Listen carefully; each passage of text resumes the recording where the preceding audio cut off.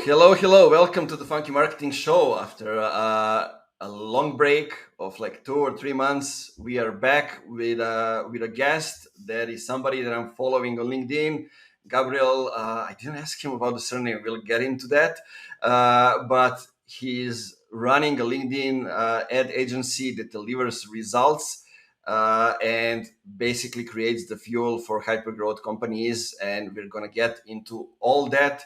But before we get into that, you know what is the time? It's the time to to play that funky intro. So let's get into that.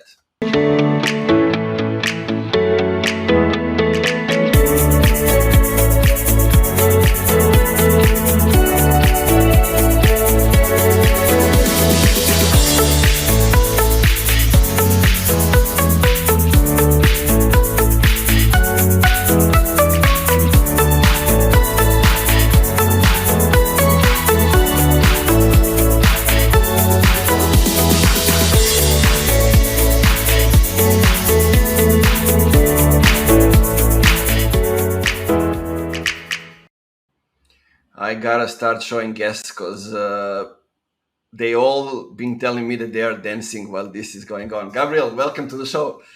I was dancing. I was totally dancing. It's a totally danceable beat. Yeah, I think it's not really funk, but it's a good one that gets you in the mood. I'm guessing the license was free.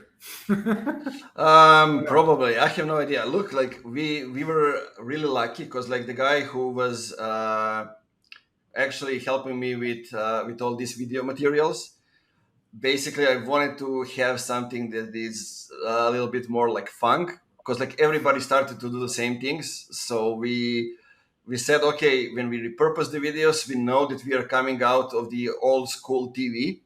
And that was the way we, differentiated at the time, old school TV frame. But then, like for the full episode, we said, okay, we need to come up with the intro. So we found this one, and then basically we found the same theme for the website. Mm-hmm. So we said, okay, it's the same. So let's just do the website. And basically, the website has even not all the photos are changed. They came with a theme. So it's kind of interesting how we were lucky with that. Cool. So tell us a few words about yourself, and please tell me how do you pronounce your surname. I'm usually good at guessing. So it will be Ehrlich. Yeah, that's how you pronounce it. Yeah, it's Ehrlich. Did you ever see the show Silicon Valley? Yeah. I'm just thinking, where is it coming from? Because it seems like I know it. So there's a guy there, Ehrlich Bachman. So it's not from that, but the name itself is German in origin. I think it means like honest man or something like that. So yeah. Ehrlich in Hebrew would say Ehrlich. Mm-hmm. Yeah, I was explaining to the people here because I told you that I know like a couple of things in Hebrew, because like I know to say echad, shtaim, shalosh, arba, chamesh, shesh, and then they were like, "What are you doing with the language? With your tongue? How are you doing that?" So first of all, thanks for having me on. I'm also a big fan of you, and I love the content that you're putting out there on LinkedIn. I like the style and the substance as well. So it's an honor for me to be on your show. A little bit about myself. I live in Tel Aviv, Israel. I'm the founder CEO of a LinkedIn ads agency called Remotion. We're about 15 people. And I'll tell the story of that in a bit. I moved to Israel from the US when I was a kid. I was 12 years old when we moved to Israel. And I live in Tel Aviv ever since. I have 3 kids. What else can I say? That's about it. I love B2B marketing. Not a small thing to do and to have. Yeah, it feels very normal, but it's not small. So a little bit about my story, how I kind of got here. I've been in online marketing pretty much my entire career. You know, when I was 22, I opened a bar and I closed the bar, same age. And that took the biggest lesson that I took out of that was that I wanted to be involved with, I got really burned from being in a brick and mortar, I was 22 years old, it was the early 2000s. And, I really felt the disadvantage of being in a brick and mortar, and I got a job working for a very early pornographic website, who I will not share their name, but I was working in customer service. Nice. The guy that I'm working with will be so happy to hear that. And that for me was like an aha moment where I was like, wow, this business is here in Israel, but the customers are all over the world and the girls are all over the world. And, there's something interesting going on here. And this was 2004. And that was pretty much my first job. And I got into affiliate marketing after that, and really kind of bounced around the digital marketing ecosystem here in Israel. And eventually ended up working for a pretty, sorry, there's some sirens in the background. I hope it's not bothering anybody. All good. I ended up working for a pretty medium-sized digital marketing agency, about 60 or 70 people here in Tel Aviv that were working with all sorts of companies, but they brought me in to help mostly with the B2B. And for me, it was kind of like an aha moment where a lot of the digital marketing knowledge that I'd accrued over the years combined with B2B, and I sort of started to realize, okay, wow, there's something new going on here. This is really interesting. And this was 2012, 2013, early days of inbound marketing, and HubSpot was getting really big, and Neil Patel was really big. And, I just was like, okay, I think I found what I should be doing. And I was very fortunate to have some really incredible clients at the time, companies that you might be familiar with. Outbrain were one of my clients, if you're familiar with them. And a company called Datorama, who later sold to Salesforce.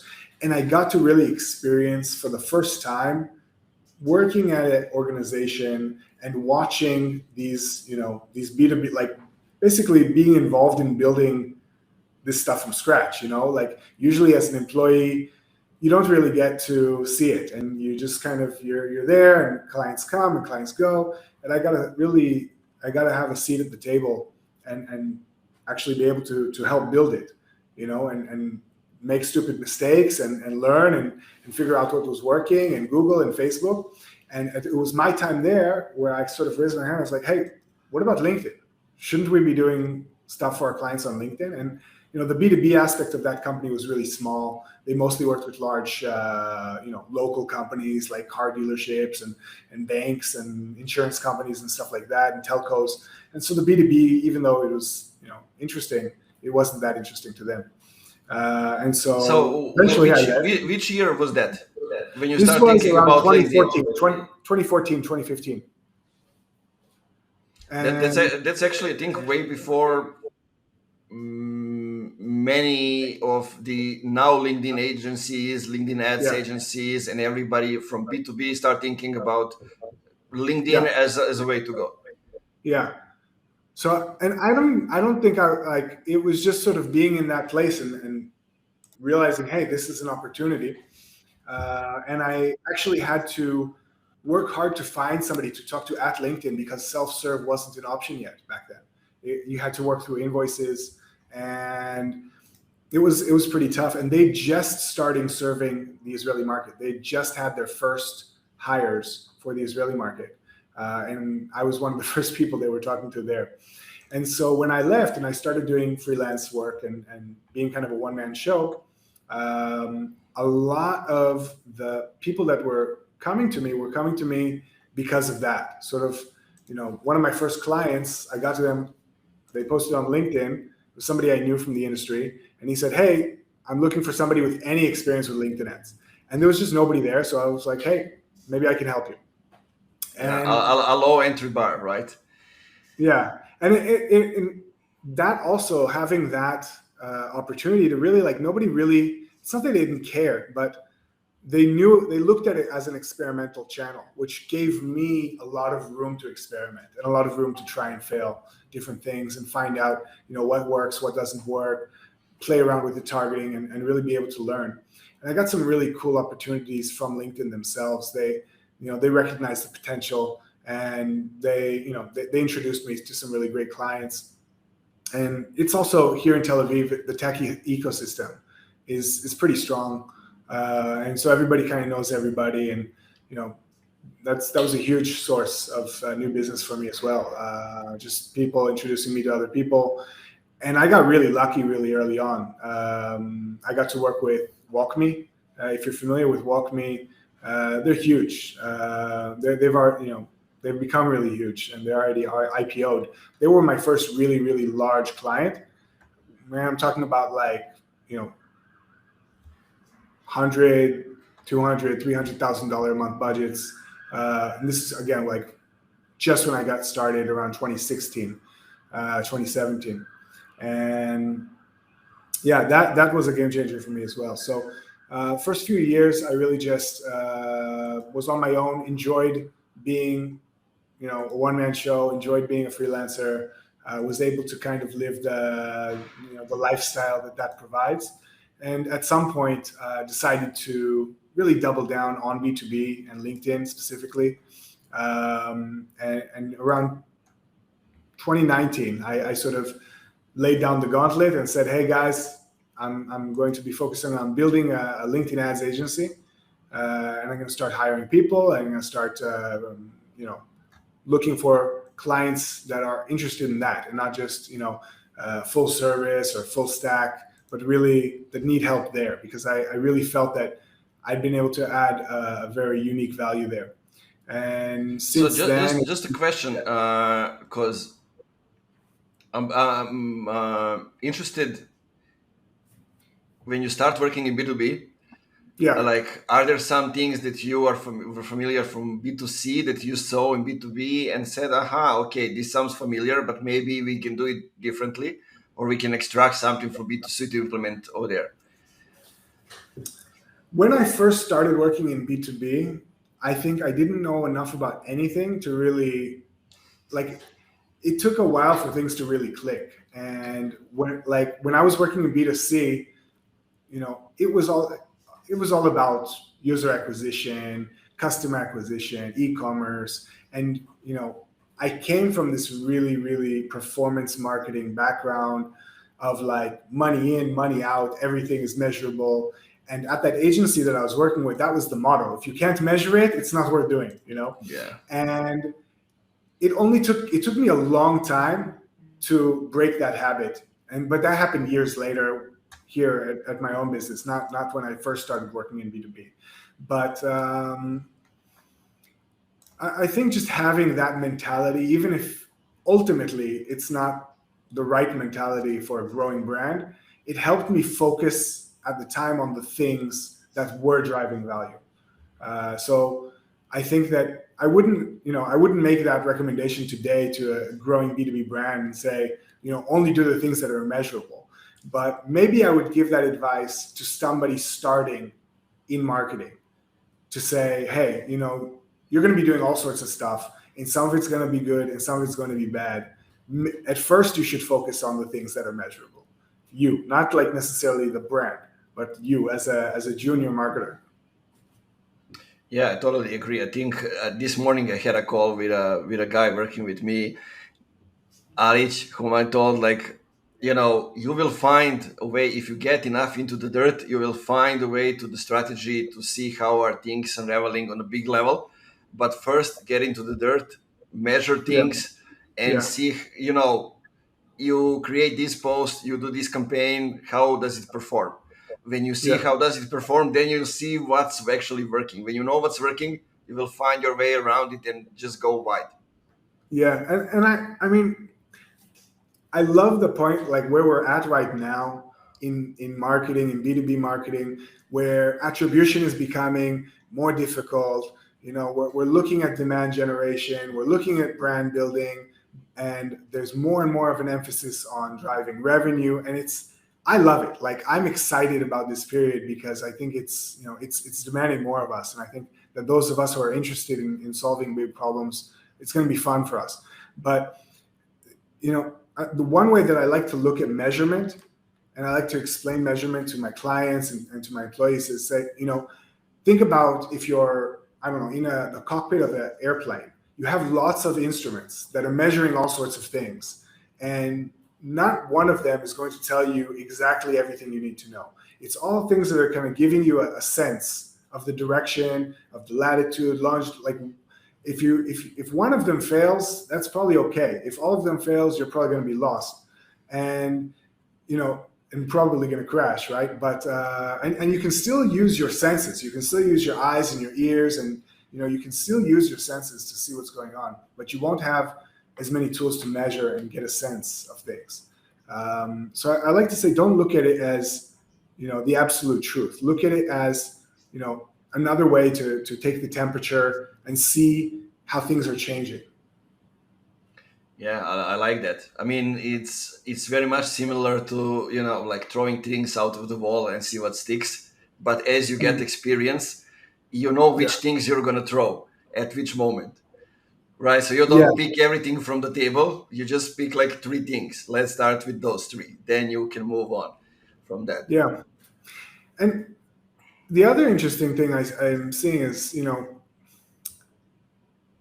the more time I spend in this industry, the more I start to ask the question, if a new lead comes to me and we start talking about, what they want to do, a lot of the times they're going to talk in very vague and high terminologies. And I say, okay, what do you want? Do you want leads, revenue?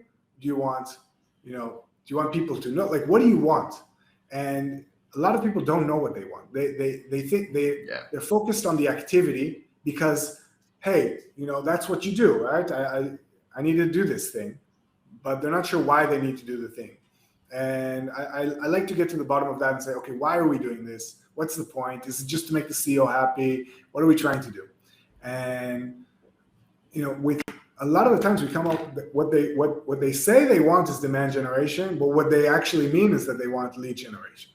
And that might be right, it might be wrong, it might be what they need, it might not be, but as long as we're talking about the same things and as long as we're aligning expectations, it's good. The fun thing begins when they actually say, no, we want to create demand. We want to actually create awareness. And that's when it gets interesting, because when you're running a campaign and you're not measuring leads, you're kind of getting into this territory of, well, this is how marketing works in general. Like when Coca-Cola is running marketing campaigns, they're not measuring leads, but you'd be crazy to think that they're not measuring anything. And you'd be crazy to think that they're not, very, very smart and calculated about what they're doing.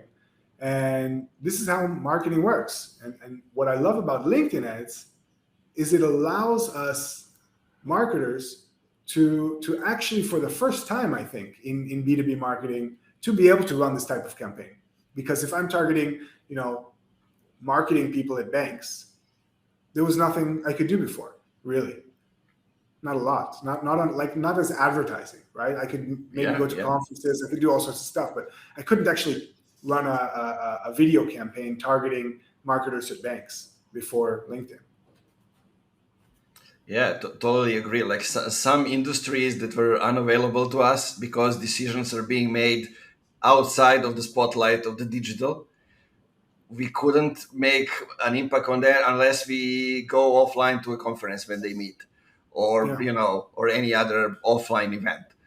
But now it's a little bit different, because if they see us whenever they come online in their channels when they are consuming, and we are speaking what they want to hear, helping them solve problems, change the perspectives, showcasing them all kind of different things depending on the stage where they are, like they will start to think about it. And it's not like that we only go to the decision makers, We can go and influence that decision making from all kind of perspectives, not just two, but more than two. Yeah, I love it. Yeah. But tell me to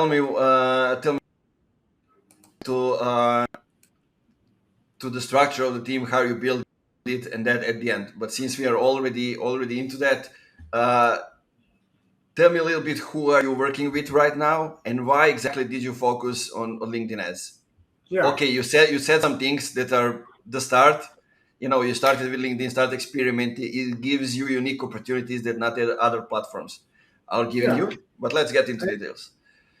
So when I decided to double down on LinkedIn for a few reasons. And ever since I started, because I had experience working at an agency, I sort of built into my processes a system of always looking backwards and seeing, well, who am I most successful with?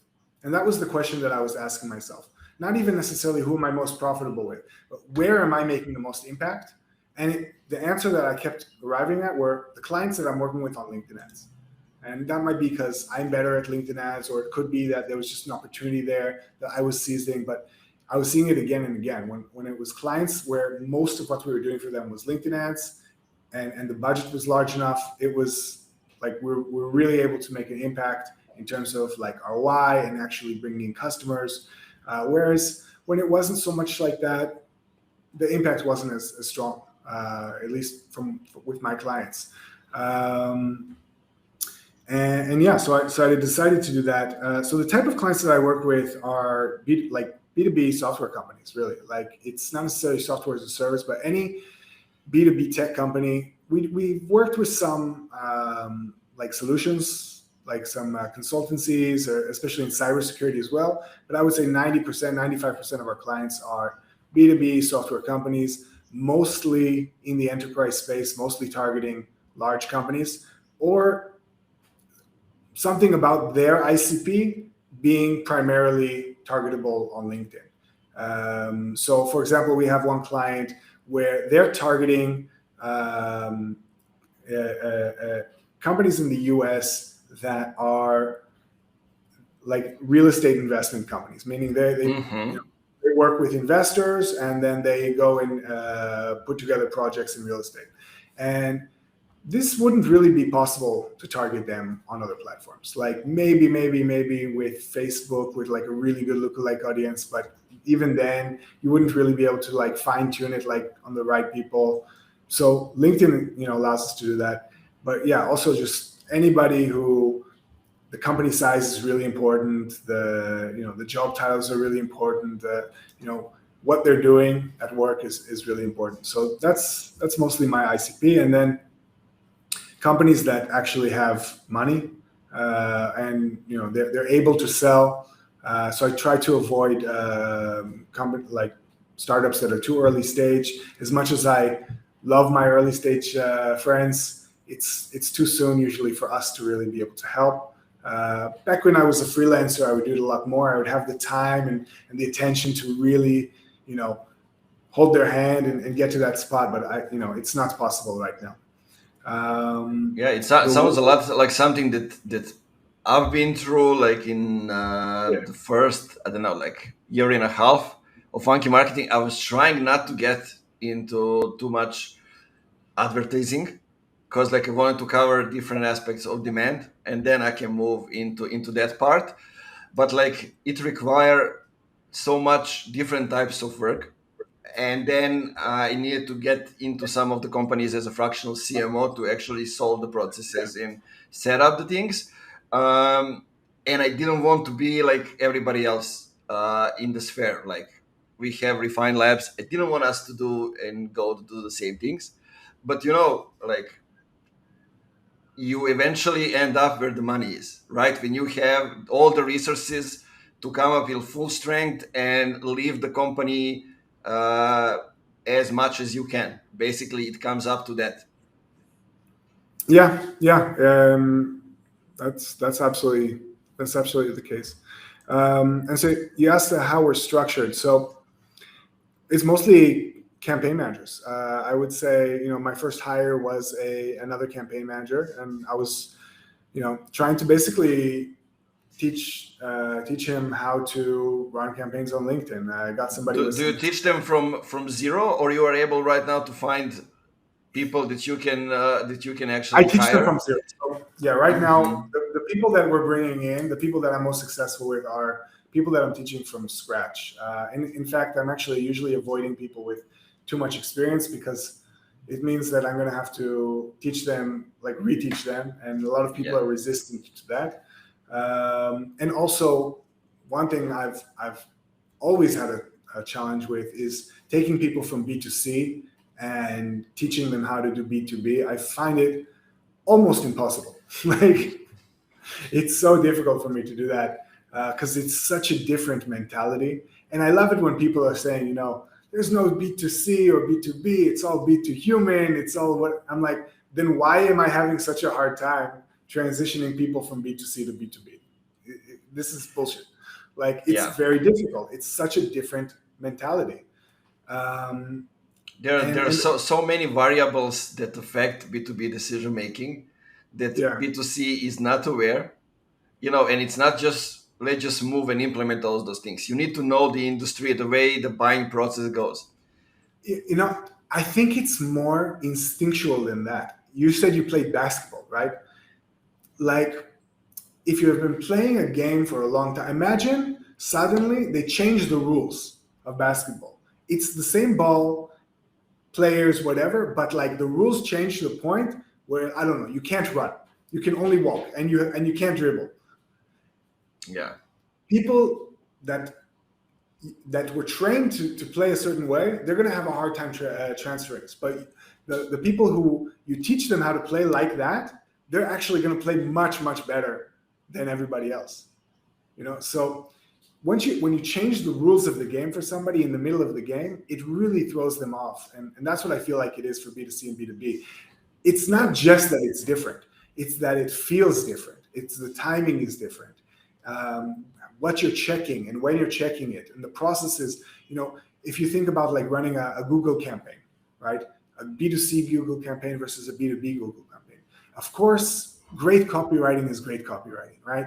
And great landing page is a great landing page, right? Yeah. But what are you checking? When are you checking it? How are you making decisions on what to change? What are you looking at? What if what you really care about are opportunities, and some Google campaigns are only going to be bringing you 4 opportunities a year? How do you make a decision? And you have to kind of know how to work with that as a B2B marketer to say, okay, well, I'm making assumptions here that are not data driven. I'm making assumptions that, hey, if they're searching for this keyword and they're converting them on this landing page, I'm like 90% sure that I want to spend $1,000 on that lead. I don't care how much I have to spend. I'm going to get that traffic. And that's so different from B2C.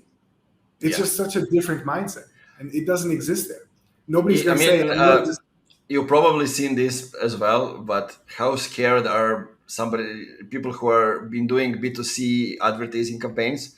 They come to B2B and they see the cost per lead. Yeah. I've seen people shaking, because it's too much. It costs too much. And it really is a mentality thing. And I'm saying, hey, guys, if you're selling shoes and the shoes cost $200, if you see a $20 click, you should be shaking.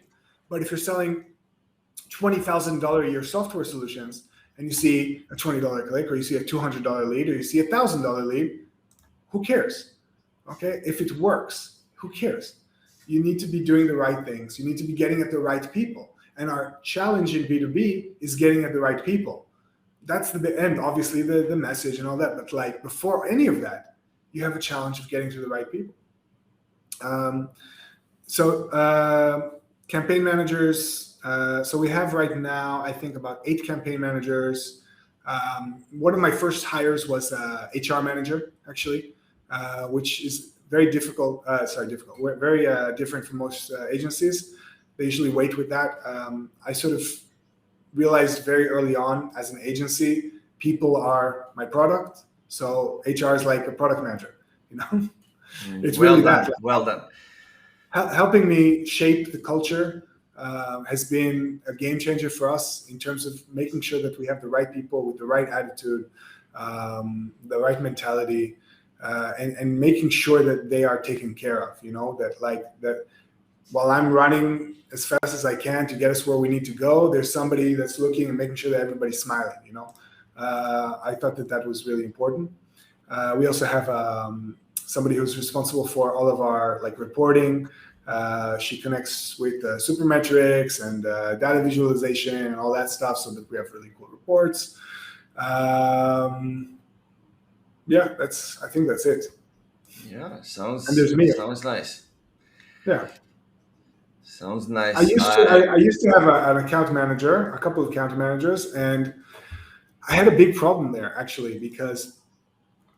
Yeah, that's what I wanted to ask you. Are you talking with clients, or the campaign managers are taking over that part?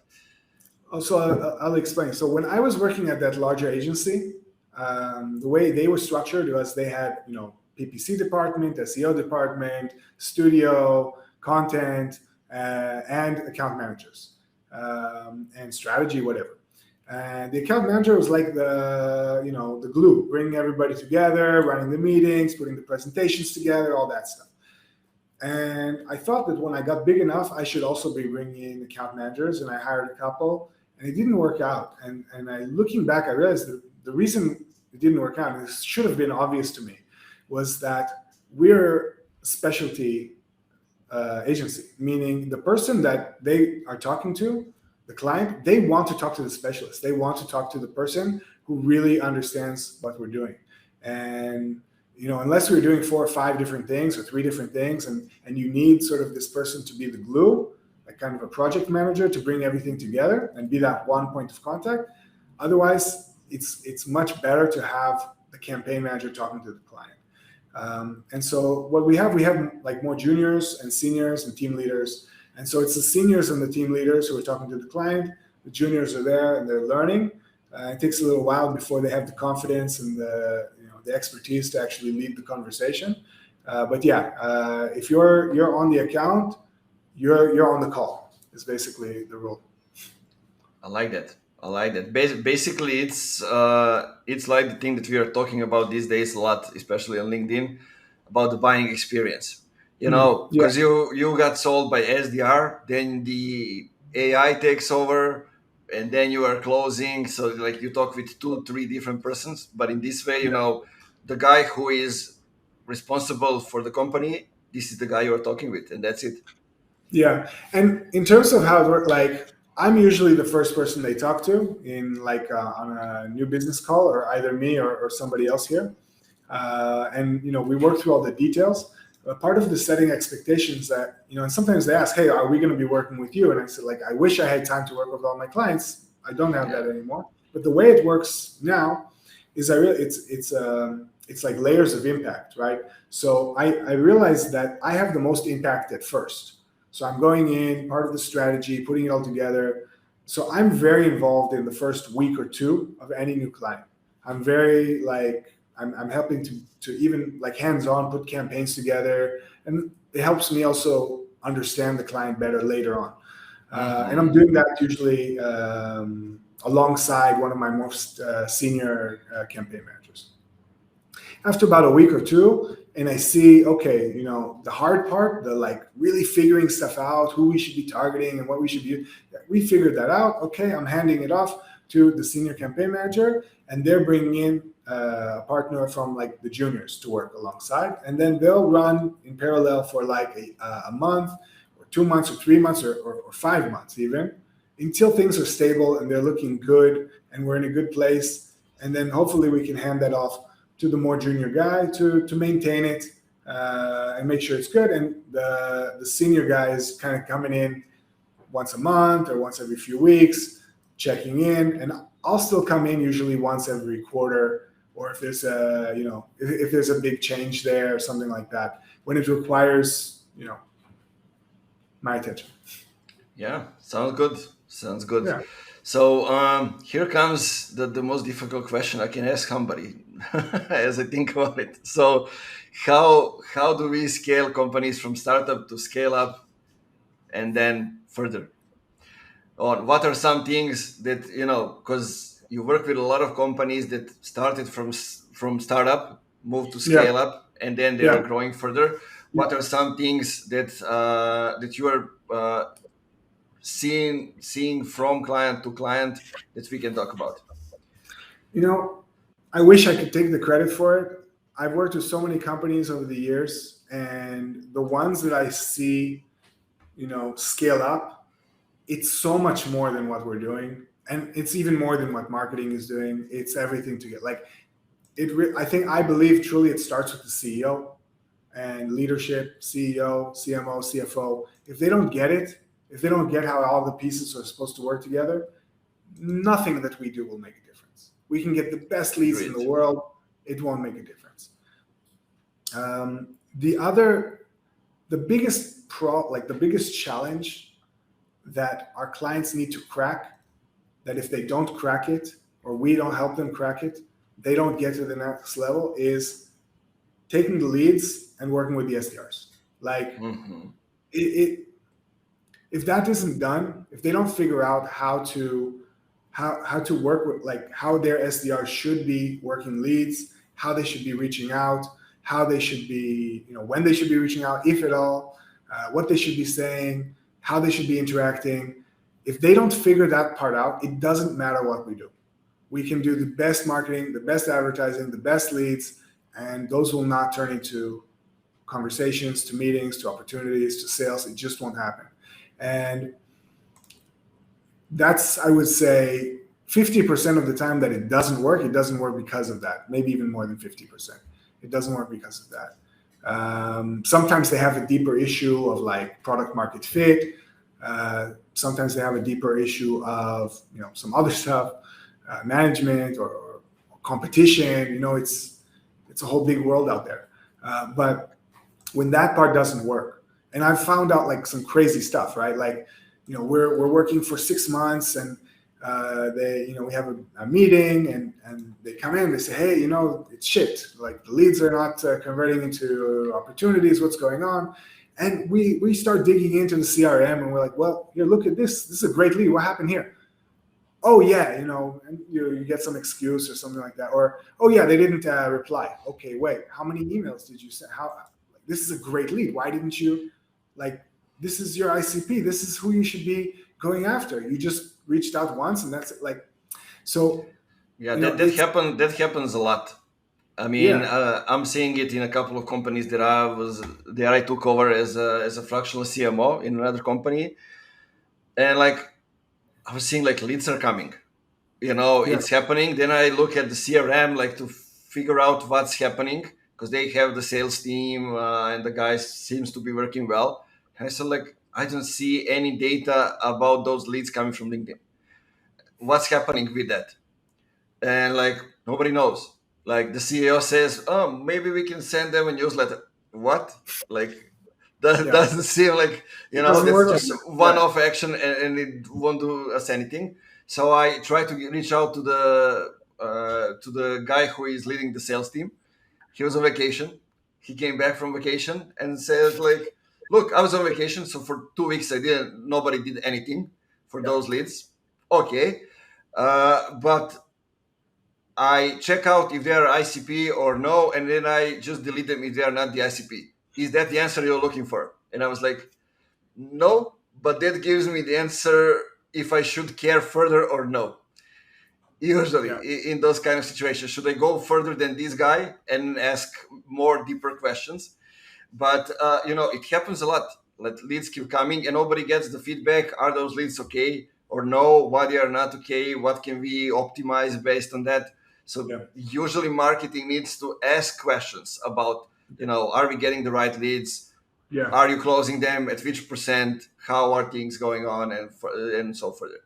Sorry for interrupting. No, it's 100%, and it's so much. It's that when I've seen when we have these startups where they get that, because the leads are out there. We can get leads.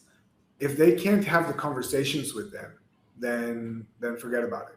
And the other big, it's funny, but the way that people are measuring, and like it's not even attribution, but I've seen, and I'm sure you've seen this, like companies that are using HubSpot versus Eloqua or something shit like that, right?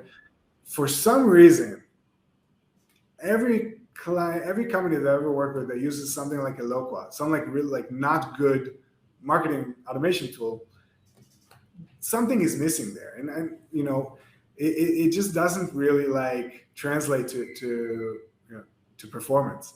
And I'm sure that there's just a lot getting lost in travel. Like, it wasn't built, those tools, and this includes Marketo as well. Like, unfortunately, I would say Marketo, Eloqua, Pardot, they were not built to do what you and I are doing.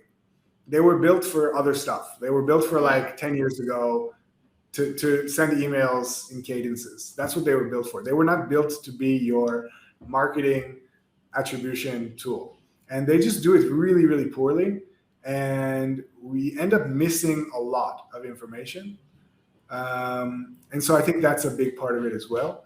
And then I'd say the third thing, and maybe this is sort of like the thing above all things, is mindset. It's mentality, and having the leadership and having the people in an organization with the right mentality of understanding what are the right things. And it's not just like strategy and tactics and knowing, it's having, I would say, the wisdom to look at all of inbound holistically. For example, it's having the maturity to understand that you can't measure everything, that things are going to be, mysterious a little bit, but you have to do things anyway. And having also a growth mentality as well. Like the best companies that I've worked with, the best clients that I've worked with, it's always up. It's always up and to the right in terms of budgets, growth, new things, growing the teams, growing the channels, trying new things out. It's never like, all right, we scaled up to $100,000 budget. Oh, okay, next quarter we're going to scale back down to 30. Okay, it's not because it was a failure. It's because, hey, we need to make adjustments to the Excel sheet to make our investors happy. And I feel that those companies that I've seen be the most successful, it's not like that. It's like this. It's just growing, and there could be it could be that could be for other reasons, right? It might not be because of that. It might be that companies that are successful are just growing, but it's part of that as well. One other thing that I can think of, when it works really well, it works really well. Like, we're running our campaigns, and yeah, maybe we have to help them with SDR or something like that, but you kind of start to see pretty early on, like, some very strong signals of success. Something is working much better than benchmark. That's sort of what I like to say to client. Like, here are the benchmark numbers. This is benchmark cost per lead, benchmark lead to meeting ratio. Here are the benchmarks. The most successful companies will have one of those KPIs significantly outperform the other benchmarks because there's just going to be something very strong there. And it could be the product market fit, it could be the sales team, it could be the marketing, it could be the brand, but something is going to be really, really strong. One thing. And if everything is average, the company is going to be average, and they might get to succeed and get to the, maybe even IPO or something like that. But those like blockbuster companies, something is incredibly good. Yeah, that's a great insight. And I totally agree. You can see it. It can be just one thing. It doesn't have to be like two or three things, but it can be one thing that is exceptionally good, or it has intent to be exceptionally good from the start. It doesn't have to be, but there's a spark. Yeah. Over there. Exactly. Let's get into a couple of things that is actually working now on LinkedIn. I think that can be useful for people. I had Justin Rowe coming in a couple of months ago, talking about scaling the agency focus on LinkedIn. They spend a lot on promoting their own agency. That's how they learn. But I also develop a product which is like scheduling campaigns. And what he told me is basically they try to get people at first to the website and then diversify and go vertical in a lot of different directions through the retargeting ads. That's an interesting tactic. So what it kind of depends on the vertical. What we like to try to do, we actually the first thing that we try to do when we're working with a new client is we actually try to find that thing that is exceptional, right? If it's a piece of content, like we go through their website and we try to like curate what they already have, and we try to find, is it maybe the product images, are really cool. Maybe they have really great gated content. Maybe they have really great ungated content. What do they have? And we try to test it out kind of rapidly and find what are the things that really stand out. And sometimes you're surprised. Like they have a blog post that gets like a 5% CTR. I'm like, okay, there's something here. I don't know what gets DevOps guys excited at night, but this probably is it. So let's build on that. And because it's when you have a 5% CTR, you're going to get really, really, really cheap clicks, and you can use that for retargeting, and you can do all that stuff. Or if they have a piece of gated content, this is where I sort of like, I'm agnostic. I don't know. Like I'm going in there. I don't know what this audience, unless I know the audience already really well, because I've worked on it before. Like I don't know exactly what they're going to respond to. I don't know how they're going to respond to this brand. Maybe they don't like the brand. Maybe the brand isn't good, so we shouldn't put as much emphasis on it. Maybe the brand is incredible and we can use all of the elements. So I'm really trying to figure out what's working really, really well, and then I lean into that. Usually we find one or two things that are able to get us leads at a decent cost, or better than decent cost. And Yes. then So basically, from the start, focusing on the strongest thing that the company has.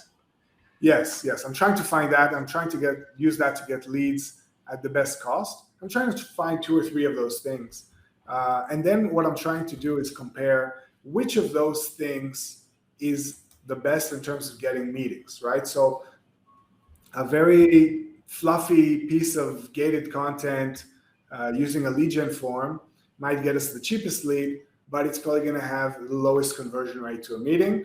Whereas maybe, I don't know, an on-demand webinar about the product can be a little bit more expensive, but also pretty good, and a much, much higher ratio there. And so, I try to figure out where can we get those meetings at the best cost.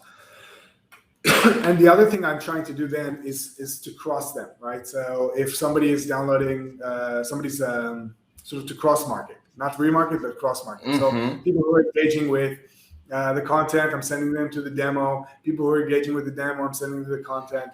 And like I'm thinking about scale as well. Like if this doesn't, like this needs to be something that when it works well, we can do it at 100K, 200K. And it's not that it's not worth it otherwise, but it's what they're going to need eventually if they want to become hyper growth. And that's part of our offering. That's what we're best at. It's identifying the things that not only can get you good meetings and good opportunities and customers, but that will be scalable, that we can do at 50K, 100K, 200K. And you can take to your investors and go, hey, well, we've figured out this thing and we can do that 10 times bigger than this. And that's, especially scale ups, they really care about that. Love it. So basically, I would say to everybody listening now, I mean, this is the most useful piece of information that you can get today for some of the things. But as always, I'm always inviting all of you to go back to the beginning and listen to all these things, because in discussions we say a lot, even some things that we are not aware of that can help you to get at least one thing from the podcast and implement it and get results. So one question for the end is an interesting one. I want to ask you, looking at the Israel startup ecosystem, those kind of things, how much does it help to grow a LinkedIn ads agency based in Israel? Then maybe, if it's somewhere in other part of the world.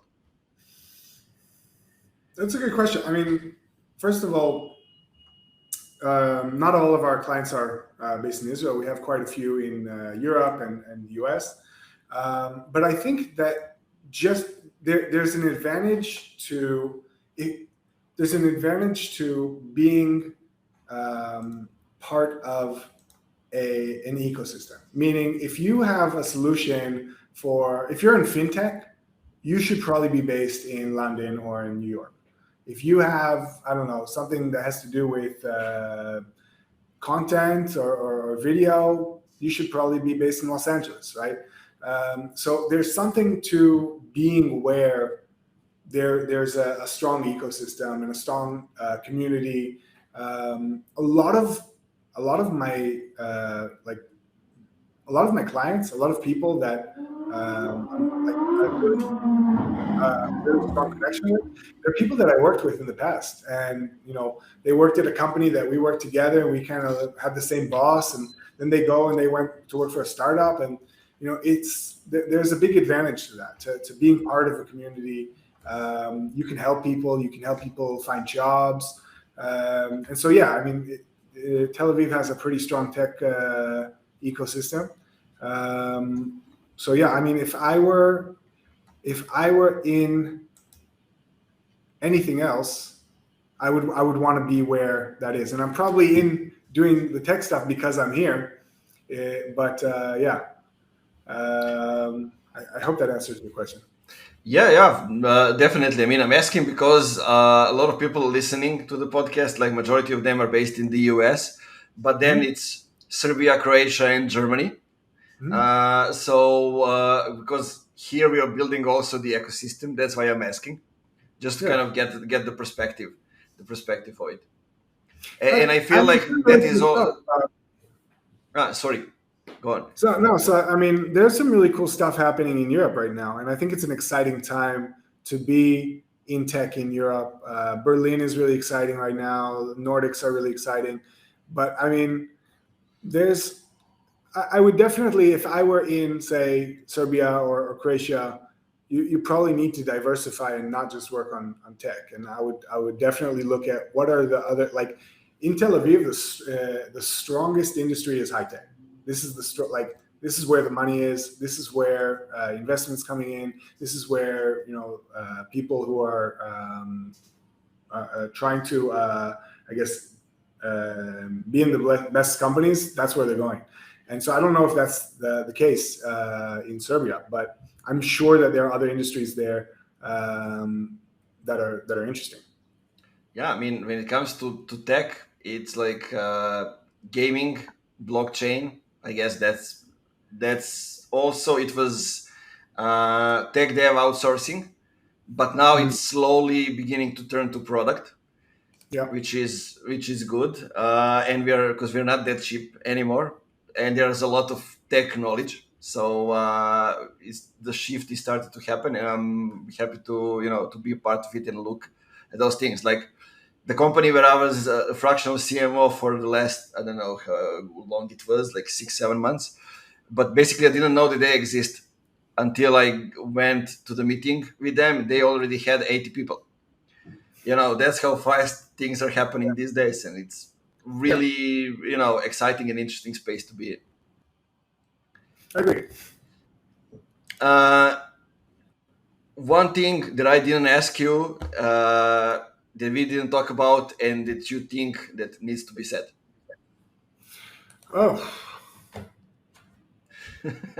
It's always an interesting thing. I used to ask people, like, give me a question for the next guest, and then I forgot to write down the question. So I said, I'm not asking those things again.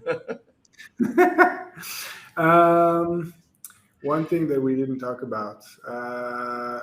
Good thing. I mean, one of the things that I'm thinking about a lot lately, I think we did touch on it, is sort of the opportunity in building a brand today in B2B. And I mean, this is just something that I'm becoming kind of obsessed with. I think it's fascinating.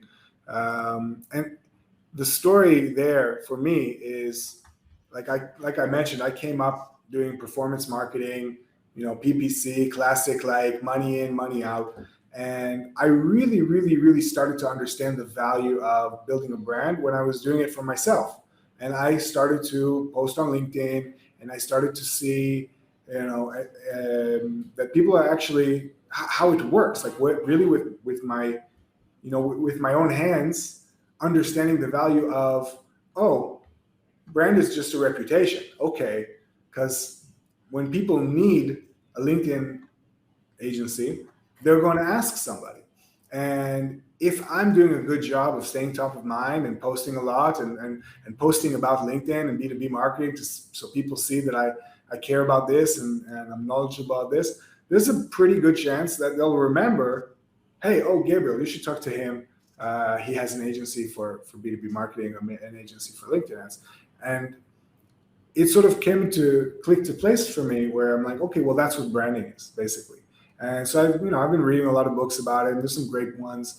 And what I really think, and I think that this, I can't overstate this enough, that this is new.